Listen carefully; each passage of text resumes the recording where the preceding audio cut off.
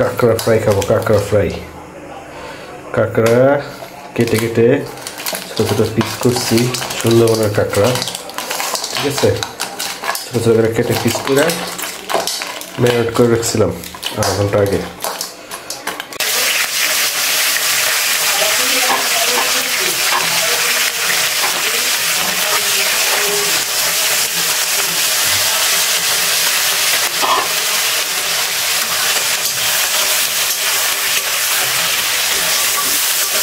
জীবনের প্রথম কাঁকড়া বাঁচতে জানি না কেমন, মা বা বউ দুজনে কেউই কাঁকড়া হাত দিবে না,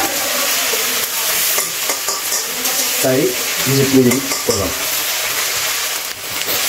চাষতো বোন গিফট করছে কাঁকড়া, ও শ্বশুরবাড়ি থেকে কতদিন কাঁকড়া নিয়ে আসছিল 2 কেজি মতো, এটা থেকে বড় বড় খাবার দিতে দিচ্ছে, উনি চাইটা পয়সা করে দিচ্ছে। আমি জাস্ট বাসায় আনছি, বাসায় না গরম কুসুম পানির ভিতরে কাঁকড়া পিসগুলি খাই না, তারপরে এগুলো বিপরীত নামায় ম্যারিনেট করে পিঠা করে রেখে দিয়েছিলাম।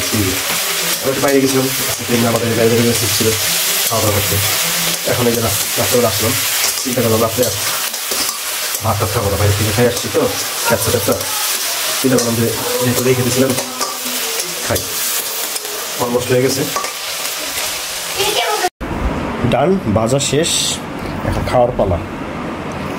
আশা করি ভালো হবে। ইয়াম্মি বাবা, ইয়াম্মি, টাটা, আল্লাহ হাফেজ, বাই বাই।